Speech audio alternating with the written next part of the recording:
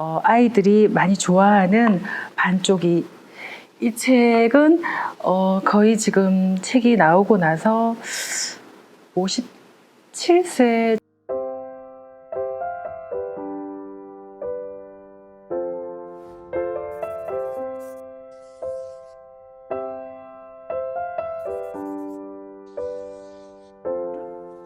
그냥 따라가는 겁니다.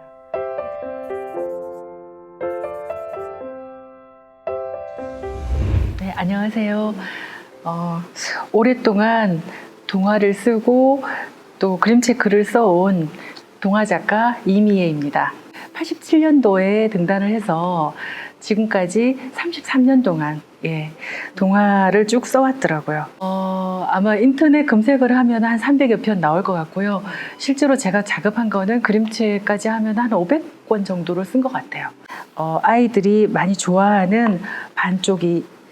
이 책은 거의 지금 책이 나오고 나서 57세 정도 찍었으니까 굉장히 생명력이 긴 책인데, 반쪽이는 아이들이 생각할 때에 힘이 없어 보이지만 힘이 있고 또 머리를 써서 역경을 헤쳐나가는 이야기들이 어떤 공감을 주지 않았을까. 옛날 깊은 산골에 어떤 아주머니가 살았는데 늙도록 자식이 없었대. 비나이다, 비나이다, 아들 하나만 비나이다. 아주머니는 100일 동안 신령님한테 빌고 또 빌었어. 어느 날 밤 아주머니는 꿈을 꾸었어. 수염이 허연 신령님이 나타나서 말했지. 뒤뜰 우물에 가면 잉어가 3마리 있을 것이다. 그걸 구워 먹으면 아들을 얻게 될 것이니라. 이튿날 아주머니는 눈을 뜨자마자 우물가로 뛰어갔어. 우물에는 커다란 잉어 3마리가 첨벙첨벙 헤엄치고 있었지. 아주머니는 잉어를 석쇠에 놓고 지글지글 구웠어. 한 마리는 한 입에 꿀꺽 삼키고 또 한 마리는 꼭꼭 씹어 먹고 마지막 한 마리는 배가 불러서 꾸역꾸역 먹다가 반쪽만 먹었어. 그런데 남은 잉어 반쪽을 그만 날쌘 고양이가 한 입에 날름 먹어버렸대. 얼마 뒤에 아주머니는 아들 셋을 낳았어.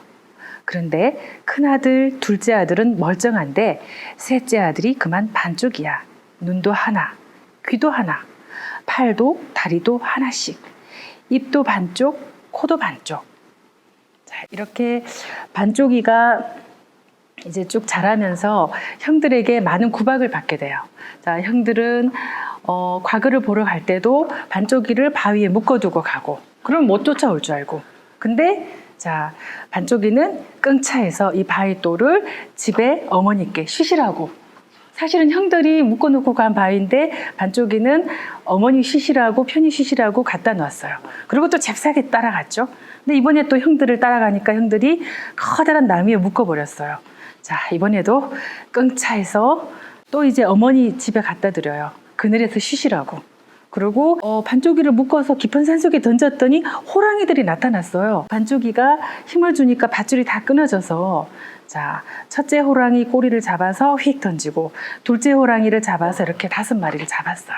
근데 욕심 많은 부잣집 영감님이 이렇게 호랑이를 지고 가는 반쪽이를 보고, 자, 나랑 내기를 해서 네가 이기면 내 딸을 주고 내가 이기면 그 호랑이를 다 나를 다오, 이렇게 했죠. 근데 이제 반쪽이는 다 할 때마다 뚝딱뚝딱 다 이겼어요. 반쪽이에게 딸을 주기 싫었어요. 그러면 오늘 밤 내가 업어갈 테요 하고 이제 선포를 했죠. 그러니까 이제 그날 밤 영감집에서는 이 딸을 지키느라고 난리가 났어요. 지붕 위, 대문 앞, 집안 곳곳에서 잠도 안 자고 밤새 지켰어요. 근데 반쪽이는 오지 않았고요. 다음날 밤에도 또 밤새 지켰어요. 자, 졸리겠죠, 슬슬. 이렇게 하품하는 사람도 있습니다. 자, 그리고 그 다음날 밤 이제 모두 지키는데 지쳐서 잠이 들었어요. 반쪽이는 이때 뭘 가져가냐 하면은 떡시루와 녹근 북꽹가리에다 벼룩 한 줌 유황을 가지고 갔어요. 자, 자, 지붕 위에서 잠든 사람들 머리엔 떡시루를 푹 씌우고 대문 앞에서 잠든 사람들 상투는 노끈으로 질끈 묶고 앞마당에서 잠든 사람들 손은 꽁꽁 묶어서 북이랑 꽹가리랑 매달았어요. 영감 수염에는 유황을 바르고 딸이 자는 방에는 벼룩을 술술 뿌렸어요. 자, 어떻게 됐겠어요? 딸은 따가워서 펄쩍 뛰어나오고 반쪽이는 딸을 냉큼 업고 자 달아나는데 자 수염에는 유황을 붙인 수염에는 불이 붙고 자 상투를 묶은 머리는 서로 이제 막 잡아당기면서 내놔라 그러고 자 이 벽떡시루를 덮어쓴 사람들은 이렇게 깜깜하니까 뭐 하늘이 무너졌다 그러고 자 손에 묶은 꽹가리는 쨍쨍 소리를 냈죠. 네. 아무도 반쪽이를 쫓아가지 못했어요. 반쪽이는 영감딸을 색시로 삼아 호백발이 되도록 잘 먹고 잘 살았다는 이야기입니다.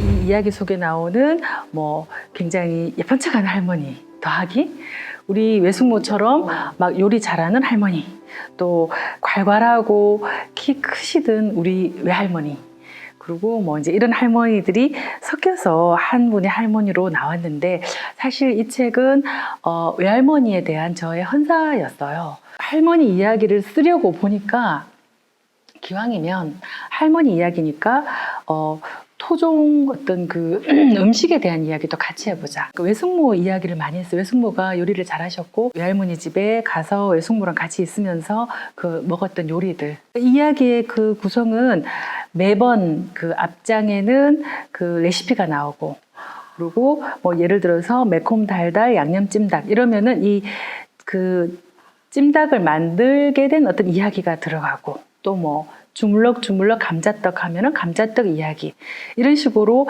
매 장마다 레시피가 들어가고 이야기가 이제 펼쳐지는데요.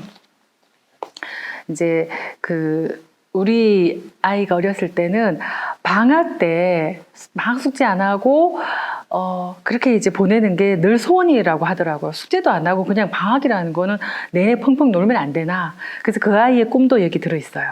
자, 이거는 사실은 이제 몸이 아프기 시작한 외할머니가 이 손녀딸과 마지막 어떤 여름을 보내고 싶어서 딸에게 서울에서 일하는 딸에게 자 이번에 안 데리고 오면은 가만 안 두겠다는 어떤 엄포를 놓아가지고 엄마가 딸을 보내면서 자 네가 좋아하는 얼굴 큰 인형도 사주고 또 방학 숙제 안 해도 된다고 그 선생님한테 전화도 드릴 테니까 너는 외할머니한테 가서 방학만 보내면 돼 어때?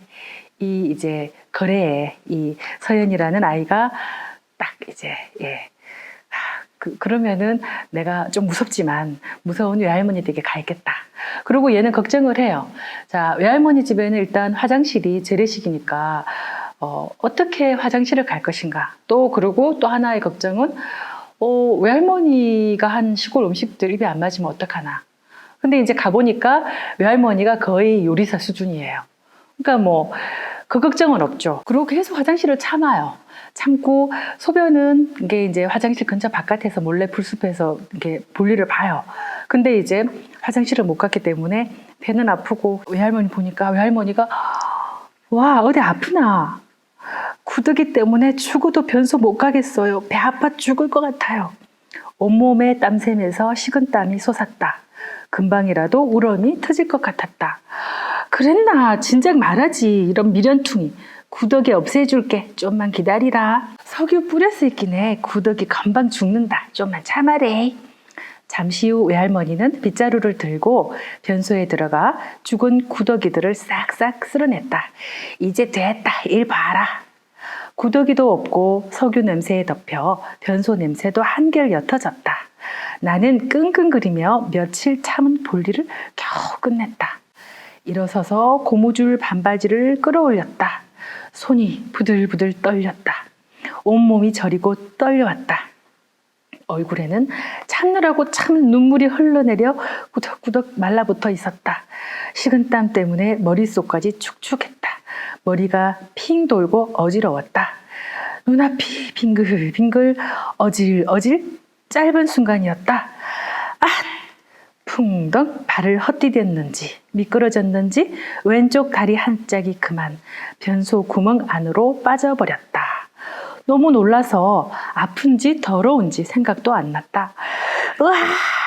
외할머니가 달려와서 변소문을 벌컥 열었다. 아따 큰일 났네. 외할머니가 내 몸을 끌어당겨 주어서 겨우 다리를 꺼냈다. 놀라서 울음이 터졌다. 엉엉엉. 말만한 가스나가 목 놓아 울면 쓰나. 어여 우스톱가로 가자. 똥도 오르기 전에 씻어내야지. 외할머니는 반바지부터 벗겼다. 바가지에 물을 퍼서 더러운 내 다리에 쫙쫙 뿌렸다. 다리가 욱신욱신 아파왔다. 얼핏 내려다보니 똥 묻은 다리가 더럽기 짝이 없었다. 치덕치덕 달라붙은 똥찌꺼기, 갑자기 코를 찌르며 올라오는 똥냄새, 우웩 구역질이 일어났다. 하지만 외할머니는 맨손으로 내 다리를 씻겨내렸다. 아프겠대. 큰 데는 없어도 멍 좀 들겠대. 몇 번이고 씻어낸 다음 비누를 듬뿍 묻혀서 또 여러 번 씻겨주었다. 그동안 외할머니는 더럽다는 말을 한마디도 하지 않았다.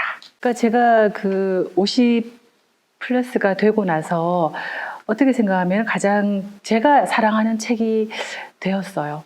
예, 내가 만약에 나도 이제 손녀가 곧 생길 것이고 생기면 그 손녀와의 어떤 관계, 소통을 어떻게 해야 될 것인가도 생각을 하고, 그러니까 이제 책을 이 이야기 속에 저는 사실은 외할머니께 어떤 용돈을 드려본 기억이 없어요. 근데 이제 이 책 속에서 이 서연이가 엄마가 챙겨준 그 돈을 쓸 데가 없으니까, 왜냐하면 외할머니 음식 맛있고 시골이니까. 그래서 이제 시골 아팠을 때 외할머니 약 사러 나간 김에 염색약 사와서 염색해드리고, 제가 해보고 싶었던 거를 글 속에 썼던 거죠. 이 책을 쓰고 나서 이제 아마 제가 이제 몰입을 해서 그랬겠지만 외할머니가 꿈에 나타나셔서 노잣돈 잘 썼다 이렇게 얘기하셔서 제가 되게 막 그때 깨고 나서 한참 울었어요. 네, 그런 책입니다. 네, 고맙습니다. 안녕히 계세요.